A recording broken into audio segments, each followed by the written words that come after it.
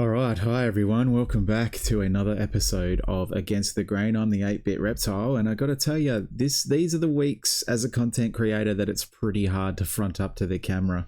As you can see, I've just gone straight to it, rip the band-aid off, show everyone the score, and we've pumped out a 1653 this week, which is dismal performance. However, I don't feel it's that bad. I feel like, obviously everyone got caught by the injury bug this week. And to still just hang around in the top 38% isn't all doom and gloom. I just think it could be a lot worse. The other thing is we had a couple of things break our way, and at the point of recording, we're assuming that Milan Murdoch is out. It's still to be confirmed if he is or if he isn't. At the moment, it's speculated that he'll miss at least a week, maybe two, with a hamstring issue. However, he was able to run out the game. So hopefully for everyone that brought him in, he's okay and he gets up and plays. So I don't want it to, really be, who's right, who's wrong. I think if you brought him in, it was probably the right choice, getting a handy 90 in your score this week. I could have used it, that's for sure. But really, it does go to prove that, sometimes it pays to hold off on these things as well. So if he does end up missing, those that didn't go early, like myself, will set to take the advantage of that, and we'll be able to get him down the line, possibly while others make cash, and we'll have that downgrade option in the future, while the people that took him will be almost forced to hold him now. Certainly wouldn't be double trading him back out and then in down the line. So anyway, yeah, so that's basically why we don't go early, and it's also why we don't chase points. And we're going to stay the course on Against the Grain, and hopefully better things ahead for us. But we're going to try and fix things this week, and I'm still undecided at the point of recording what I'm going to do with my trades. Milan Murdoch could essentially get up, which and actually play, which will basically change my whole perspective on what I need to do. But for right now, I just wanted to talk through the team and what my thoughts were, and basically offer up a few trade options for everybody now that we're looking at Rosie and Petraka, of course, out for extended periods of time. Okay, so if I just bring the team up. Okay, so I'll just go through how everybody went. Just a quick sort of word on them. So we'll start in the defence. Of course, Sinclair ended up captaining Sinclair for the week. I'll just put the C on him. So restore the team how it was. Vice captain was Nick Anderson. So Sinclair solid again. I went for him as captain after Anderson essentially served up a score that wasn't good enough to hold as captain. Glad I did it. Was going to go for Sheasel, which would have been a couple of points either way, but ended up with Sinclair. This was just impatience. I just wanted to get a captaincy score in before the Sunday games. If, it didn't go that well, I was probably set to boost or try and pull a trade out of somewhere to salvage my score. So I wouldn't say he saved my score, but he salvaged the score. So anyway, Rosie, tragedy. We all know now he's out for months. Basically had to go off the ground on crutches. There was a few mixed reports essentially to start with. He'd done a few hamstrings, so he wasn't sure if he'd done one, but he felt numbness, which he hadn't felt before. So in the end, it was assessed as a full-on tendon snap. So he'll be out for months. Fonte, big tick for us. Obviously didn't punch out the 90 plus that we probably needed to be really confident about it, but I feel now if you didn't grab Fonte, you probably missed the boat. You wouldn't be bringing him in now, maybe as a replacement for Rosie, but he's made a good amount of cash off the jump with the 77, so we're doing okay there. Next up is Blackiston. Now, look, Blackiston just continues to survive through the carnage, and I'm probably going to be forced to hold him again if Rosie and Petraka, or even one of them, had made it through this week unscathed. Blackiston will probably be my first trade out target. However, saying that, I saw glimpses throughout the game where, ball in hand, he actually did some pretty good things in an Essendon team that was overall pretty poor. and maybe gets highlighted, and there's a little bit more trust in him moving forward for the Bombers to actually hit him up as a target. However, he just doesn't seem to read the play or be quick enough into getting to those positions to get utilised. So I'm not holding out for any drastic score changes. But again, another ceiling score. He comes up against the monster, which is Cherry, which we'll discuss obviously down the line. But hey, maybe he takes up the challenge and Cherry takes it a little bit easy, knowing he's got an easier kill this week. But watch this space anyway. Lockie Jacks, fantastic output, continues to be a fieldable rookie for our teams, and we're happy we've got him. Grilge, questions around Grill's fieldability all of a sudden. I think with Vlosten returning to that team, he was given more of a lockdown role this week, and he ended up had the lockdown role on Lombard, and Lombard was basically unsighted for nearly 3/4 of that game, and only managed a 20 himself. But we'll get to Lombard. If Grilled continues in this role, I've got pretty mixed feelings around what's going to happen. Certainly, still, I'm still going to keep. Obviously, it's a hold, and the DPP helps. But yeah, just not sure if he's fieldable at this moment. Okay, Sarong continues on his bench role, punching out mid to high 40s. Will continue to make money. He's made a bit of money already, and he's a clear hold, but obviously another guy that doesn't appear to be fieldable for our teams. Okay, so Butters had a bounce back game. Did great, punched out a captaincy-worthy score, and I'm sure a lot of people had him as captain. So yeah, we're happy to see that. Now, Noah Anderson, sorry, not Nick Anderson. People were super critical on Noah Anderson's output, and watching that game, he didn't get maybe involved as he could have, as much as he could have. Gold Coast may have felt that they had the game in hand. I'm not sure, and the foot came off the gas a bit. Petrarca obviously coming out maybe shifted focus. Anderson was really only a goal away, and he had a few opportunities of putting in a perfectly fine score, and maybe that attention goes off him. But yeah, a little bit concerned around Noah Anderson, and he probably looks like a potential trade out target, I think, for some teams. Petrarca, double tragedy. Obviously, he's a month out now. He will be back in our sides as a forward. Has made cash already, so that's good. I'm not sure if people are thinking maybe it's a hold throughout the month. We'll talk about our trades later on, but yeah, I'm not sure. I think he's a must trade, being 4 or 5 weeks.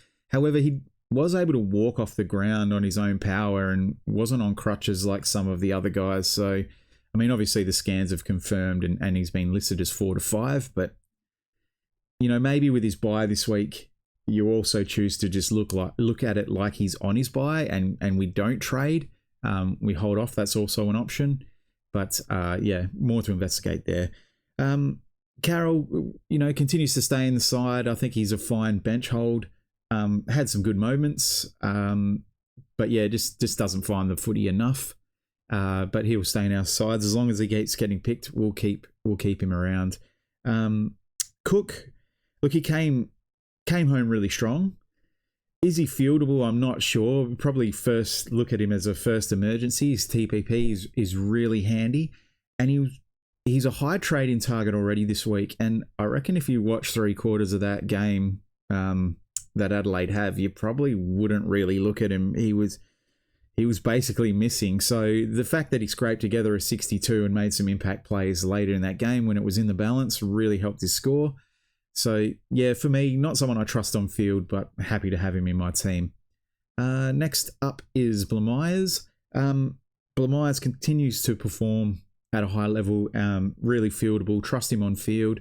Looks to have that role locked down at North Melbourne and will continue to get picked. He's probably a big reason why McKercher is so on the outs with a lot of Supercoach coaches, and we're happy to have him in our side. So, next up is Watkins. Now, he was my MVP for the week. he was the only one of my, quote unquote pod picks that actually punched out a score that was surprising. For me, he's the biggest must-have of the week. Obviously, pending the Milan Murdoch news. However, at 99,100, I think he stands to be the biggest beneficiary of the outs for Port Adelaide, with both Rosie and Bergman.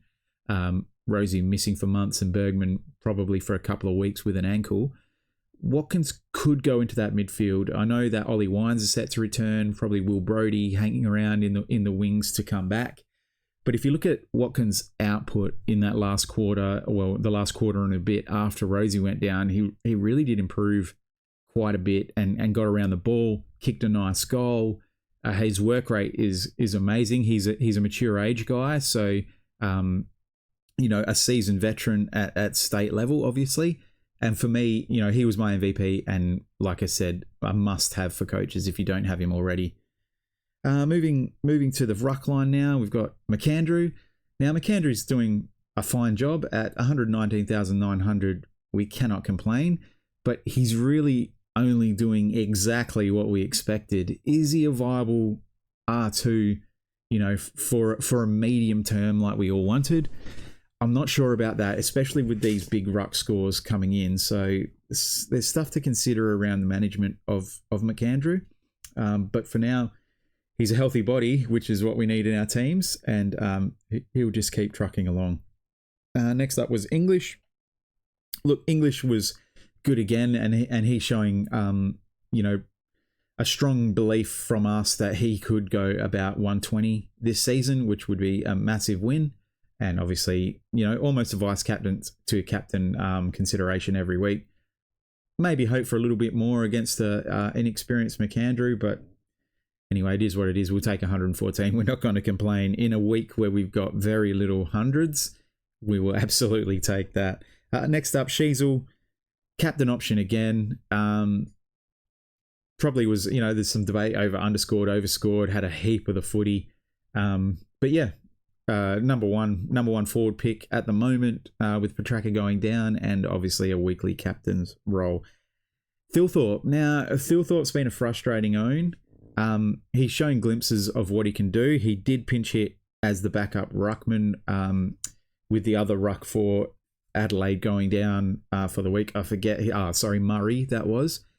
And at one stage late in the game, McAndrew went off with a blood rule, and this kind of, got Thilthorpe kind of stuck in the ruck, where I felt like Adelaide needed him to be forward, and obviously as Supercoach owners, we wanted him to be forward as well.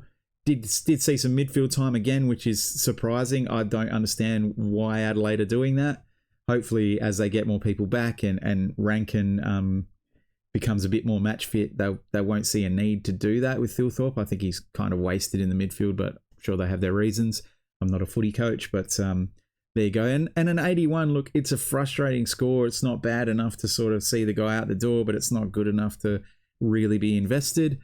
But we'll continue with the Thilthorpe experiment, I suppose, and we'll continue to wait on that huge score, which I'm sure is just around the corner. Next up is Riccardi. Look, tough conditions out there. I think this was the lightning affected game, if I'm not mistaken. Not sure. Anyway, greasy, wet, miserable. Not ideal for a player like Riccardi, who, he's a big mark target. Did drop a rather easy chess mark, which would have resulted in a shot on goal, which I wish he had taken, because it would have put some more respectability on his game. I don't not believe in Riccardi all of a sudden after one bad score, but he with the ruck line kind of shoring up, and I had him as an insurance sort of policy. He probably looks like a downgrade target for me at the moment. Next up is Butterick, another DPP candidate just to keep in mind. Just keeps doing like McAndrew, doing exactly what you expect from a guy at about that price. Look, he has an 81.7 average, which we can't complain about, but he's, his first 102 score doesn't look really close to kind of capturing that again.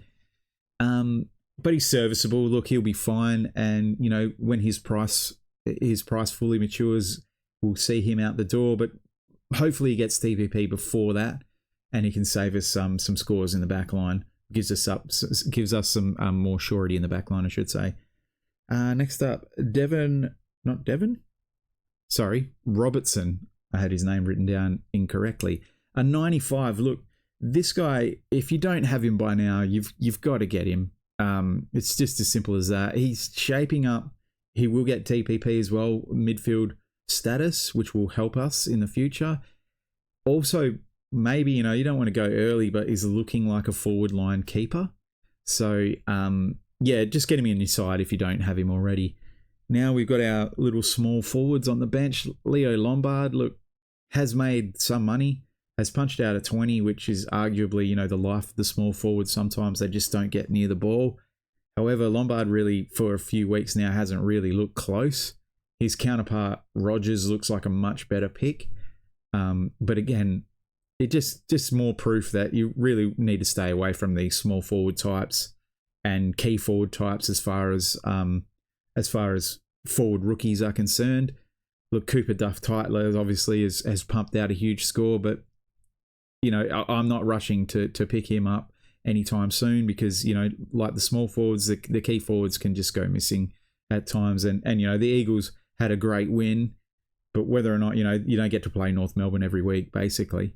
And Leo Lombard, look, maybe survives a cut with Petrarca obviously going down and Humphreys getting a suspension, but he just doesn't look like he's worth keeping for mine, and not when there's other players, like a Todd Marshall, for example, that look much more important. And Lombard's made some money now.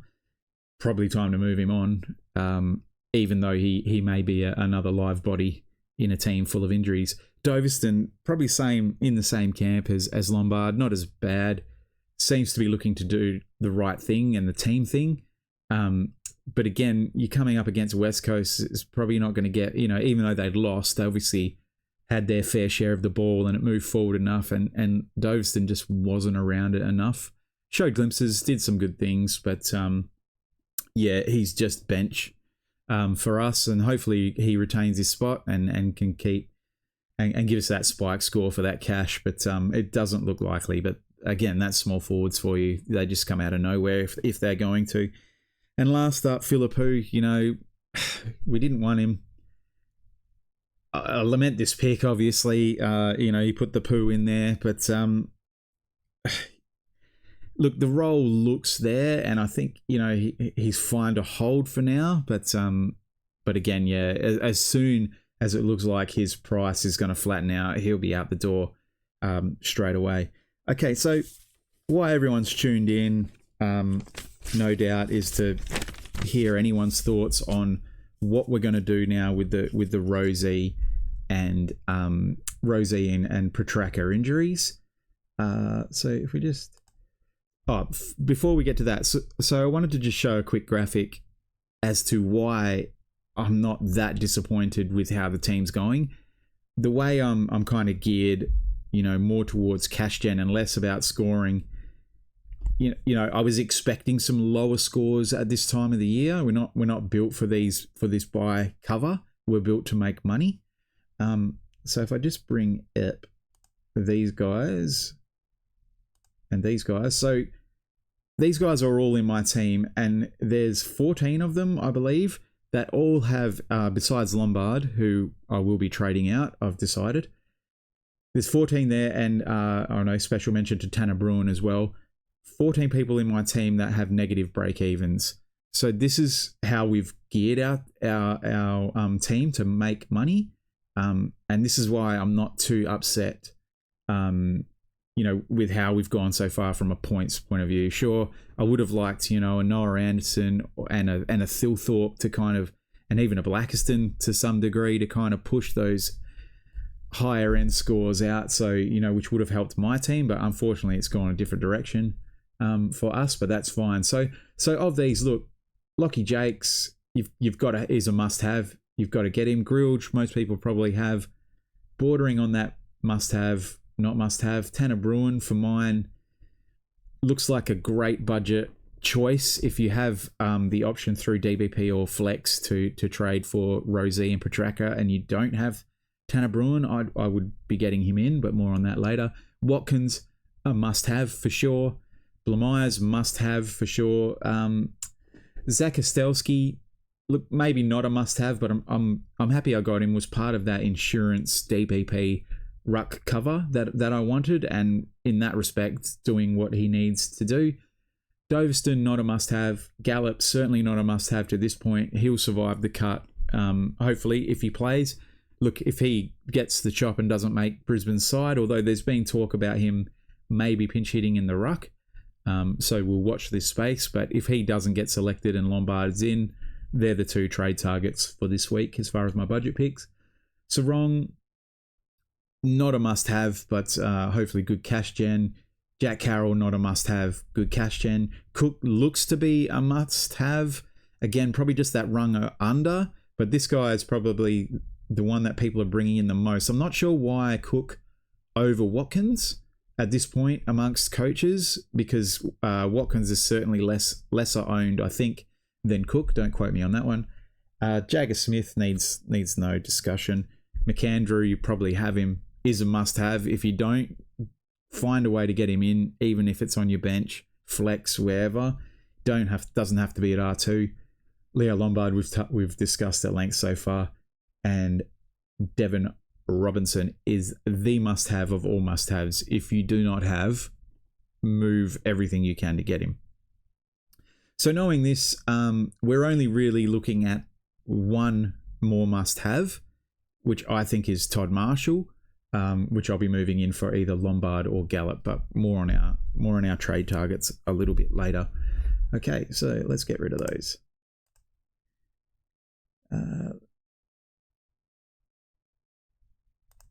Okay, let's bring the team back up. Okay, so I just want to go through. So the point is now, what do we do about this Rosie and Petrarca conundrum that we're in? I think both of them are must trades. It'll take a much braver coach than me to hold Petrarca for the month he's out. But I've just got something in the, just on the visuals, maybe Petrarca's recovery can be a little bit faster than first thought. I think they've ruled him out for an extended period of time just based on them having Melbourne on the backup of the bye, and they're ruling him out completely for that game. They don't want him trying to rush back. This is all smoke and mirrors conspiracy stuff, guys, but he just seemed to be moving okay for me. He didn't look like someone that had a 4 or 5 week hamstring, but whatever, watch this space. Maybe you'll keep him an extra week, considering he would have the bye anyway if he was still in your team. And maybe we'll get some news on the other end of that. But anyway, I'll be trading him. Just FYI, I will definitely be trading him, but I just wanted to throw that out there. A bit of cat amongst the pigeons stuff. Okay, so who do we bring in for Rosie and Petrarca? So if we're looking for guys, just straight up replacements for each line. Now I know they're both DPP. I've obviously got Petrarca in as a midfielder, but I would assume that most coaches have him in the forward line, so they're probably looking for a straight forward line replacement. But we'll discuss some picks, irrespective of position as well. But I just wanted to just start with a couple of ones that are in their actual lines that where I imagine most people have them. So first up, I just want to bring up a couple of guys in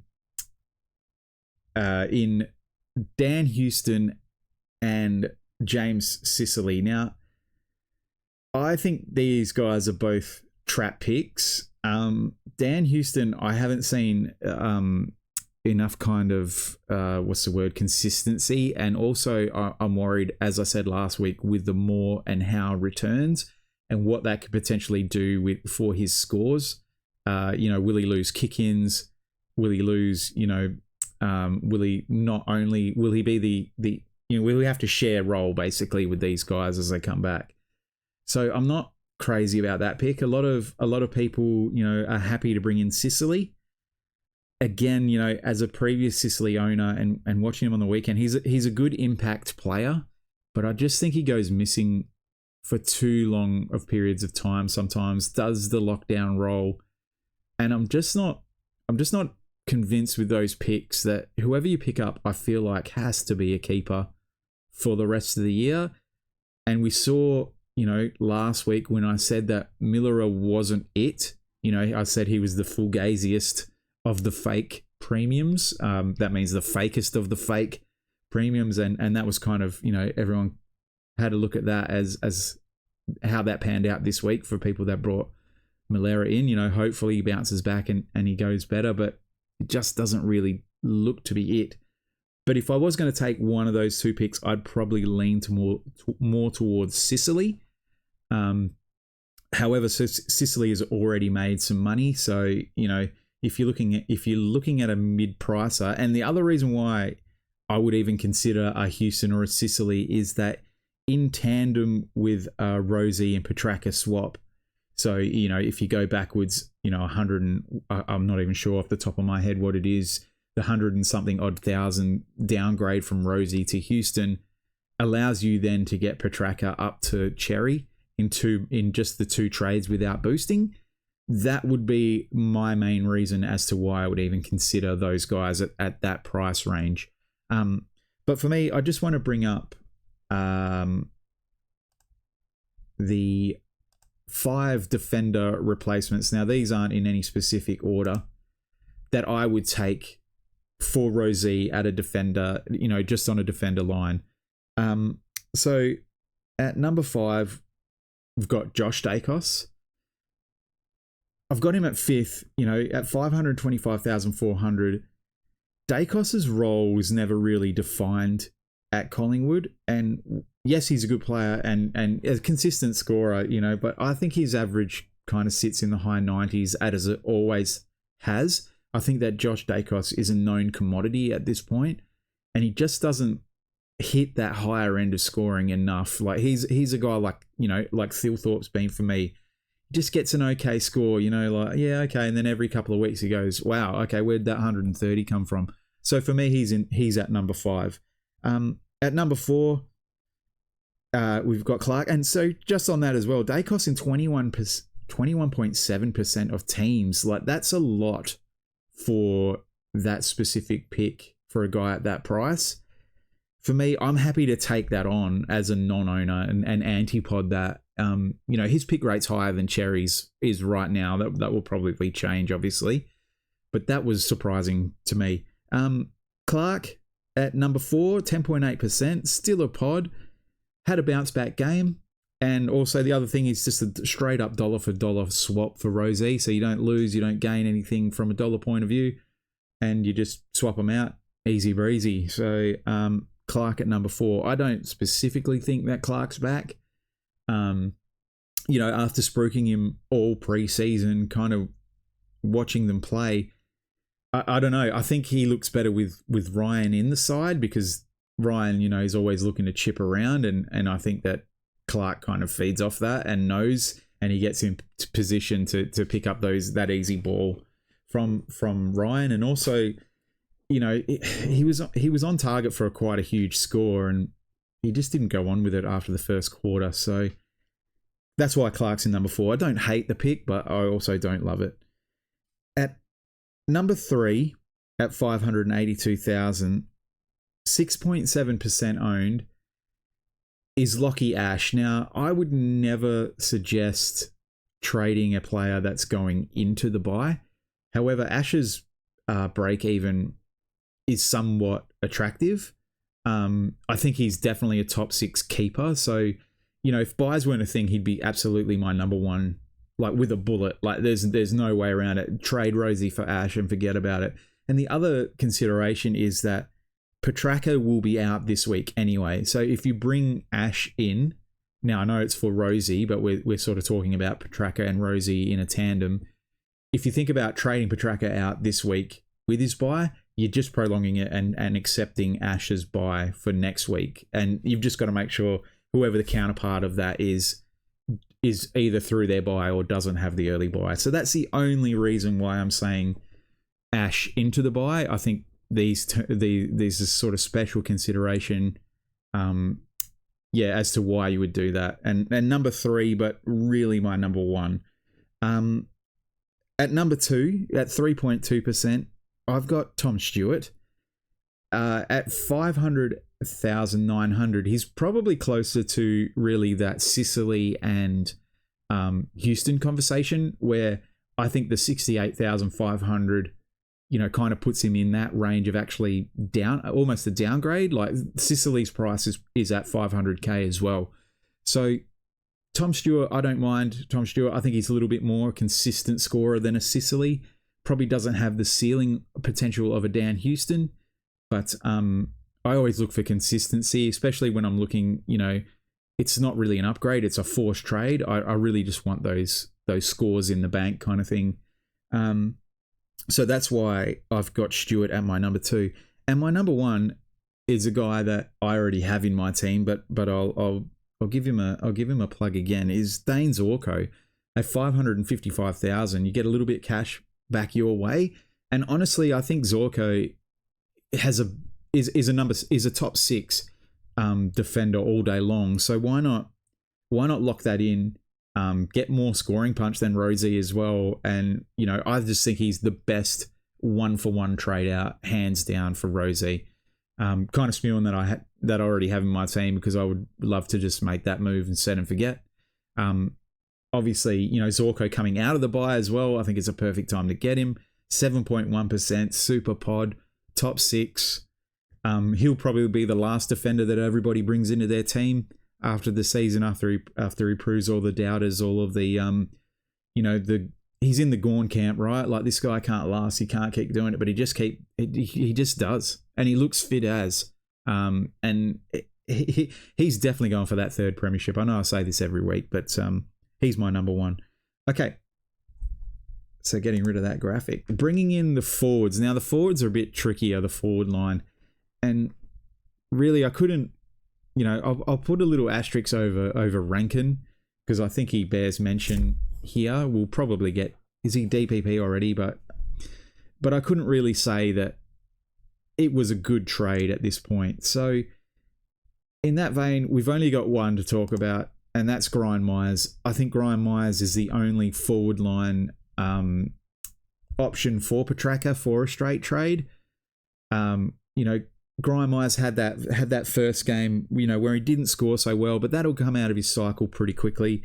And I just want to add, in that 75 that he got against Gold Coast, he still had 28 possessions in that game. And, with Dangerfield out, not going to, eat into that kind of, that target hit up half forward or deep forward, Brian Myers looks like, he's just going to do Brian Myers things. And for me, I think he's the best option to bring in dollar for dollar for Petrarca. And you get, a little bit of cash your way now that Petrarca's made money at 570,000. Brian Myers at 508,700, knowing that he'll probably dip in value just for the first price. But as long as he can put up some pretty good scores, he'll get that money straight back into his price, and some good scores too. Doesn't shoot the lights out, but, mid to high 90s through to about 110. But that's fairly consistent for Brian Myers. So for me, he's the only logical choice to take as a forward line. Okay. I'd like to just move on to some budget picks if I can. Now, I don't know if I actually... I don't think I've got a graphic for this one, guys. Defender replacements, negative. Okay. So we'll just talk through these ones. So these are guys, obviously budget. These are big downgrade options for either Rosie or Petrarca to obviously get some more money to go and get an Uber Premium or someone that you might be considering in the next section. But for me, at number 5, now I don't have prices here, guys. I've just got to watch, and I wouldn't say do it this week. This is more of a holding Petrarca for his buy into next week kind of look after we get another look at this bloke. But Tim Kelly on the weekend, now I know I can hear everyone say you don't want him, but he did play a really solid game of footy. And I think that, not being an automatic selection, may have lit a fire. Maybe it was the overall momentum that the Eagles team, and he felt inspired by that. But he was tackling, he was chasing, he was looking interested in playing football again. And I've just got a big watch on Tim Kelly. If he can get anywhere back to that kind of, and not anywhere back. I don't want to say that he's gonna get back and be the Tim Kelly of Geelong days, when the Eagles were all over him and paying him the big bucks. But he could certainly, punch out an average in the 90s and probably could do that in his sleep, to be honest, as long as he just keeps fronting up. And, I would say that the top 8 to 10, an average in the mid-90s is probably good enough to do that. And I think he's at 400K. Tim Kelly, just keep it a watch. Just putting him on a watch list. That's why he's at number 5 at a budget option. At number 4, here's another guy, into his buy. Again, I'm not going to keep saying we can take people into his buy because Petraka's on the buy, but that's the thinking behind this. Is Ned Reeves. As a ruck, obviously you have to do some moving around with your flex and ruck positions. But Ned Reeves, I'm watching the emergence of a new number 1 ruckman at Hawthorn. To me, Lloyd Meek looks to be, a rung above, say, a Nankervis or, a Matt Flynn or even a Briggs, where the game just looks like it's passed them by. Ned Reeves is the opposite of that. He's an emerging talent, and he's super cheap as well. He's in, I think he's high 200,000s. I'm sorry I don't have the graphics for these guys. I thought I did. Next up is return of Bont Jr., Joel Frazier, as a downgrade option, mid-forward, DPP, high 400s, and just had a bit of a return to form and showed everybody why we were all thinking about him at the start of the season and why some coaches even went as far ahead to take him. Look, I hope you haven't traded him out at this point. But he for me looks like a number 3 and a consideration now that we have to find someone for Petraka or Rosie or whoever you like. And yeah, I think he looked the goods. At number 2 for budget picks, I've got Murphy Reed. Now, Murphy Reed was somebody that I was very impressed with, and I said he was my number 1 target if I was going to take Freo players. I think he's come through and proven that. Again, not a guy that's going to do, hundreds, 150s like a Petraka, but a very solid high 80s to high 90s type scorer. Very consistent. Someone that the Dockers look for. Really good at footy. And has a lot of leg speed as well. I heard somebody, at the start of the season say Murphy Reed was slow. They obviously don't watch many Dockers game. That guy is slick out there, and really his turn of foot is the reason why he gets on the end of so many plays. So yeah, Murphy Reed at number 2, and at number 1, no secret, Tanner Bruin. Look, if you don't have Tanner Bruin, and you're looking for a downgrade target for one of these 2 players, I think he's a no-brainer. Bring him in, pocket the cash, and invest it somewhere else, and get yourself an Uber premium that you might be missing. And really, you won't lose anything off the points. I think Tanner Bruin on a week, can definitely keep pace with a Connor Rozee from what he was serving up through the first 2 rounds. So coming off the bye as well, so perfect time to get him. And he's my number 1. Okay, so big budget picks. We do have a graphic for this. So these are guys you would probably tag in with, one of these downgrade targets or a semi-step down target. We'll call them step down target, like a Stewart, Houston, or Stewart, Houston, or Sicily. You would tie these guys in, and these are your big money guys. All right, where are we? Big budget. Here we go. I'll just get rid of the back as well, background. Okay, so these are in no specific order again. Now I've got 6 of them. So at this point, we've got LDU. Now, again, LDU's name just keeps coming up over and over and over. And every channel, every creator that I see, their channel is always about LDU. I don't see the fascination. I think he's a perfectly fine football player, can churn out some big scores. But I've got him there for now. But I would say instead of LDU, I would rather wait and see what happens with McCluggage. I think that is the much smarter play. I just don't see LDU getting close enough to the top 6 or 8, sorry, I should say 8 midfielders for me to really consider. And if I'm spending up, I really don't want to bring in a maybe guy. I want certainty around this pick. And so for me, I would say LDU, wait for McCluggage, or if not, why not go to Lachie Neale as well? At 573,300, he's not someone I put on the list because he's on my team. But yeah, I'd much rather have a Lachie Neale than LDU. But anyway, that's just me. At number 5, we've got Zach Merritt. Certainly a pod and has produced pretty good scores so far this season. He's not for me. Main reason is just Essendon are just serving up garbage this year. Maybe when Nick Bryan comes back, they'll be a little bit more competitive, because Blackiston certainly does not look like the answer that they were looking for.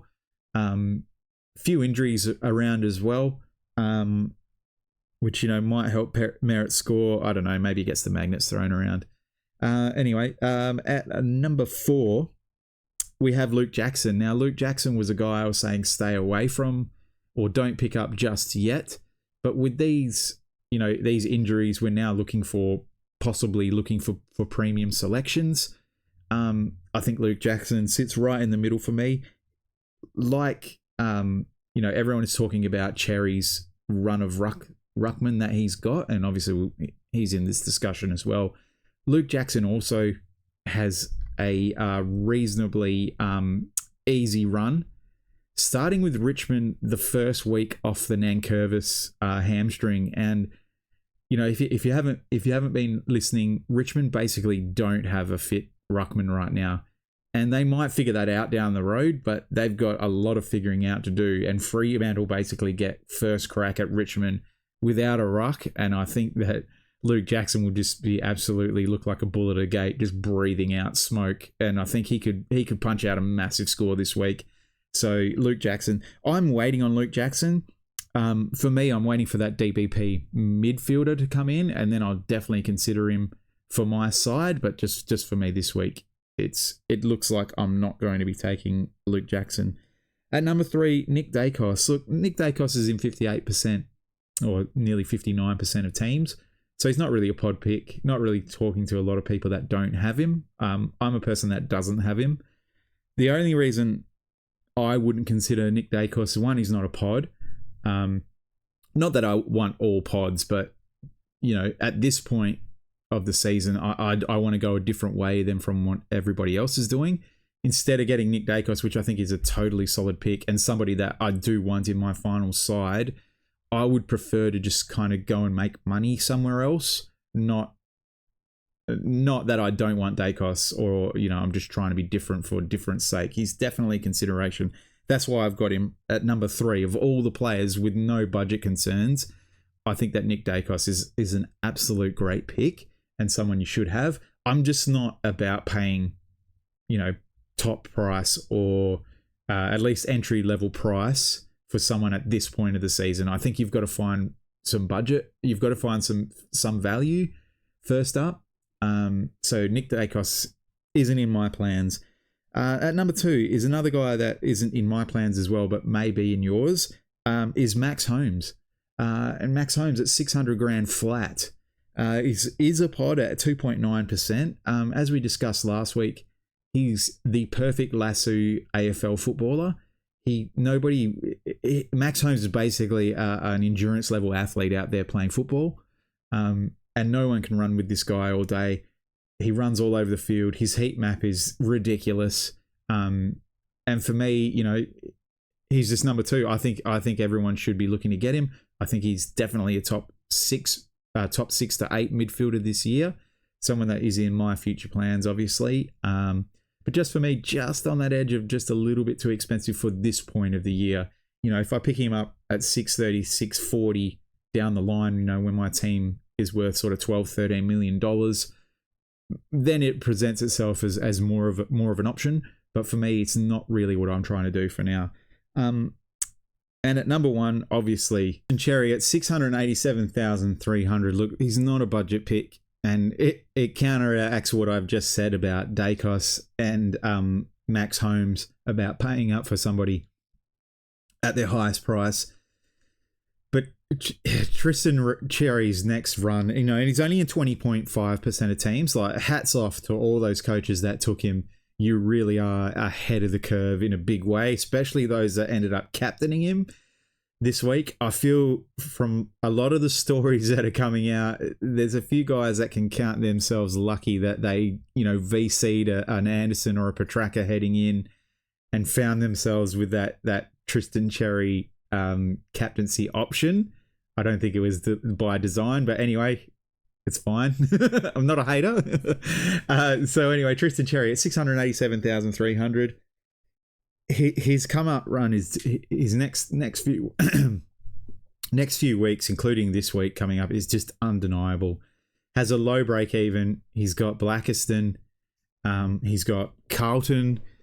He's got Richmond, the ruckless Richmond, and it goes on for, almost 4 or 5 weeks of just almost running around unopposed. And it's getting to the point now, I like pod picks, obviously.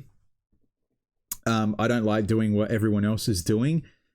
However, do you just get to the point where you're just trying to outsmart the whole league and you end up just outsmarting yourself? I don't think coaches at this point can afford to not have Tristan Cherry, as he bangs out one whatever, will he go higher than 200? I'm not sure. But for me, he's the number one big budget target. It's just without question. Yeah. Okay, so moving on. So what am I going to actually do? Look, I'm still undecided at this point. So if I just take those big budget options away, bring back my team. But yeah, I'm undecided in what I'm going to actually do. There's 3 courses of action that I'm kind of looking at, and all three routes all include Tristan Cherry coming into my side. Now, one of the main reasons why I can do that, anyone can do it, but why I'm considering that in every form is that I've had this sort of structure where I had insurance against the McAndrew failure of a pick with some other guys littered around my team for ruck cover.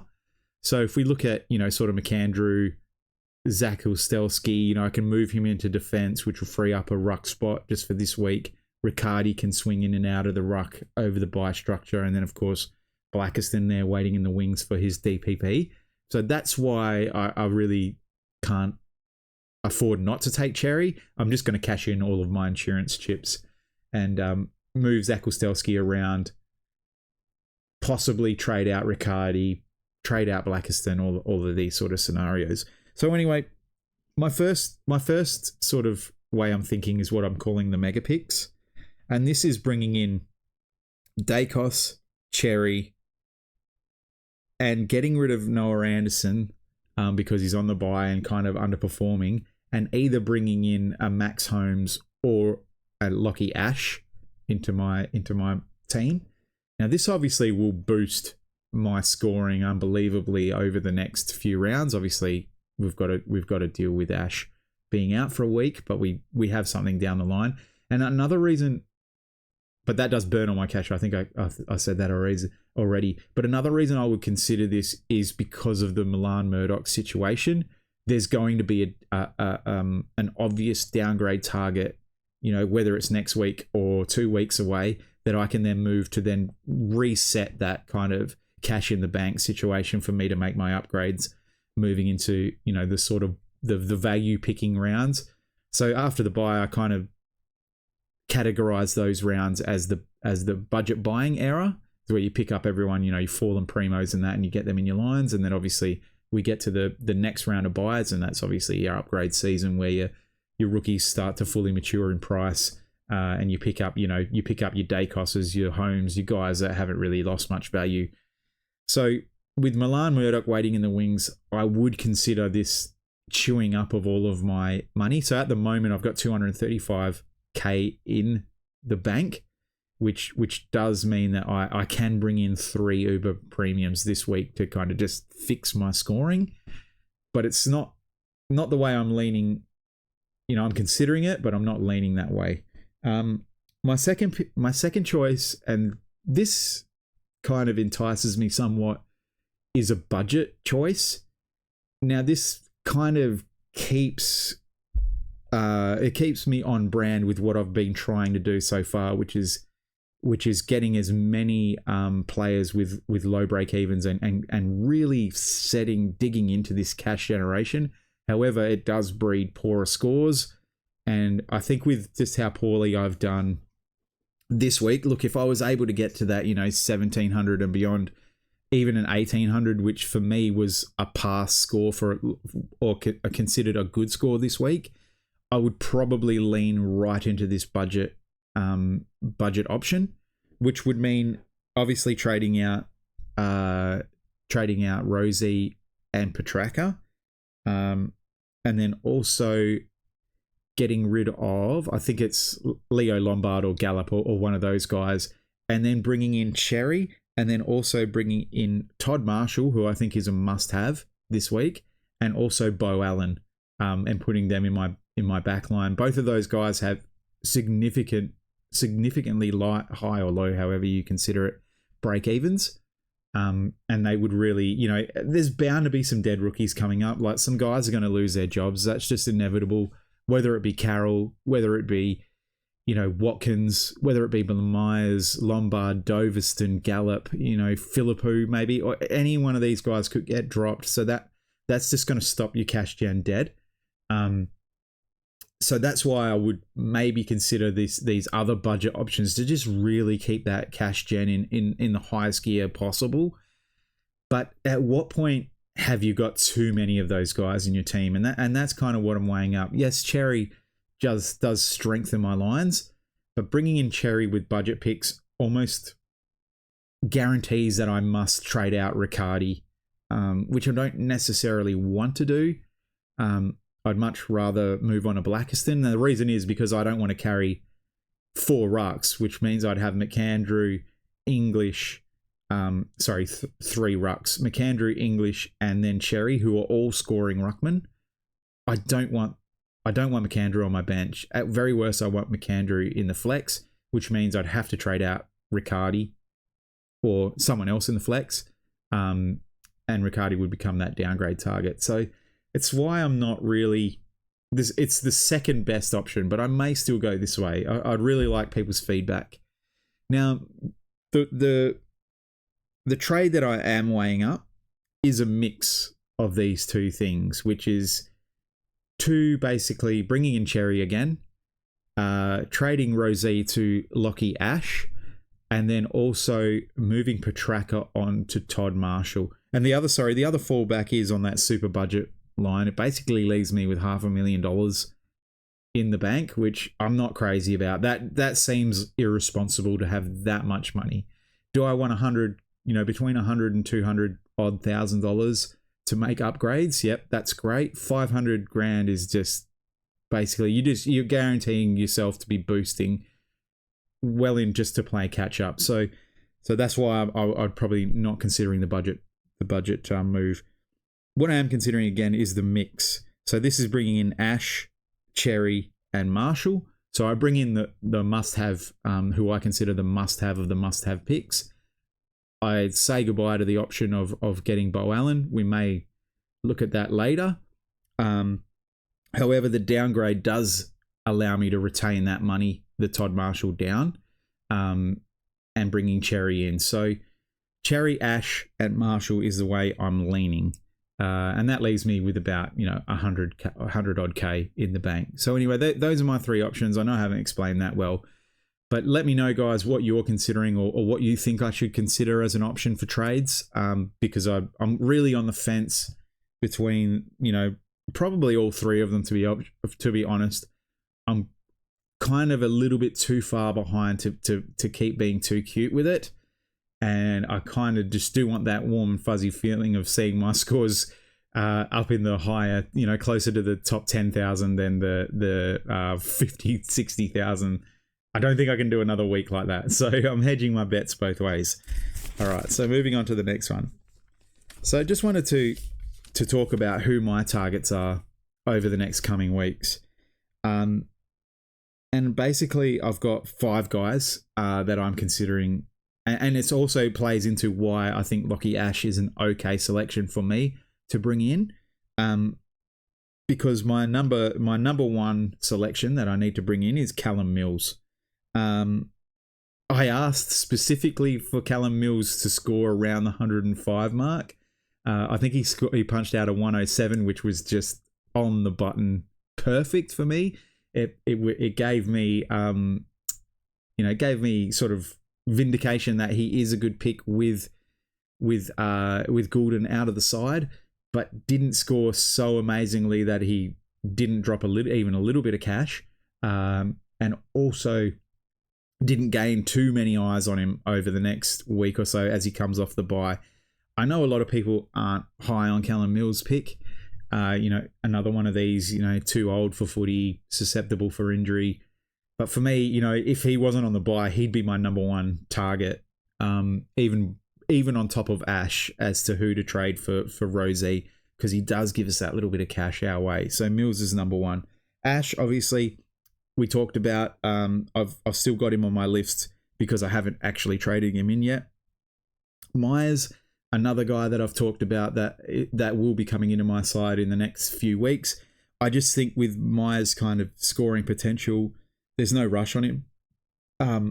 We also have to see this first kind of price move. If he throws up another dud score, we might have more time to wait on him. So Myers is on my list, but not a priority. There are two players that I'm considering, and this will be price dependent, and that is Naz. I think Naz, has shown that he does still have that scoring potential, but he's also going to bleed a lot of money. So we're going to wait and see on Naz, and depending on when he bottoms out, that's when we're going to swoop in and grab him. So we might grab him before an Ash, obviously after Mills, to sort of shore up that back line. But these are the kind of guys we're looking to bring in once the buy rounds are done. But like I said, that'll be price dependent. And the other one is McCluggage. I think McCluggage has become the forgotten man, obviously serving up that 13 and getting the calf injury. I don't think it's a severe injury. I think that Brisbane are just being especially cautious with bringing him in. Obviously, it's a campaign for Brisbane. They're not too worried about their win-loss record just for now, and they want to be up and firing when it's time to be. That's later on in the year. So McCluggage, has a massive break even. I think it's pretty close to 200, if not just slightly under that. And depending on what he serves up and how much attention he gets, maybe they ease him back in a little bit less tog, which is good for us. But he's definitely a target that I'm going to bring in, and hopefully at a low pod rate, and someone that I can get, that nobody else is kind of looking at. So again, and then when we move into upgrade season, we're looking at Holmes, of course. We're looking at Jackson when he gets his DPP. I think I want to run all 4 of the big rucks, being English, Cherry, Jackson, and Gawn. That's my ultimate goal. So obviously Gawn goes on the list. We're looking to get Petraka back as well when he's up and firing. And probably the first week he's available, he'll have a super low break even. I think even we can just have a quick look at that actually, even with this 86. So he's got a break even of 91. So not super low, but obviously achievable for him. But he's already made such a boatload of money that I'm happy to just bring him in when he's ready to come back. And yeah, he'll definitely be back in the side. And then of course Nick Dacos as well. We'll look to pick him up over that final upgrade session. So I just want to close off, guys, by giving you some must-haves who I think they are this week. Now, Milan, obviously I won't mention Milan Murdoch. Again, we're assuming that he's out for this week at least. So he doesn't come into consideration here. But I really think that Marshall is a must-have. If you don't have Marshall in your team, get him. He's fieldable. He's a much better option than Lombard or Doveston, and I know a lot of coaches already have him. So for me, he's number 1. Number 2, Bo Allen, as I've mentioned, is probably a guy not a lot of people are looking at. The defender backs have been pretty good. But if you're someone that, that's already carrying a Cherry and Jackson, for example, ruck combination, you may consider a downgrade option like a Bo Allen. If you've already got Marshall as well, that would be a great team, by the way. If you've got all three of those, you'd be moving along quite well. So Bo Allen becomes a consideration, but my number one pick without Milan Murdoch available is Watkins. I think that Watkins for Port Adelaide is a must-have this week. His job, not only his job security has gone up on the back of these injuries, but I think he's set to pump out some really good scores over the next couple of weeks as well. I was really impressed with his game after he was asked to step up and got the opportunity. So for me, at 99,100, I'm surprised that he isn't, he's obviously in the top 10 most traded in players. I'm surprised he's not in the top 3, and that Cook is seen as a more valuable trade in than Watkins, considering his low pick rate, relatively low pick rate. All right, guys, so that's it. Let me know how you did this week in the comments. And once again, I'll sign off. Hopefully I'll share my trades on Instagram. I don't want to punch out another long-winded video. I do short form content on Instagram. I just post it. I'm 8-Bit Reptile on Instagram, by the way, as I am here on YouTube. So check me out there. But anyway, as always, guys, I've been the 8-Bit Reptile. You've been amazing. See you later.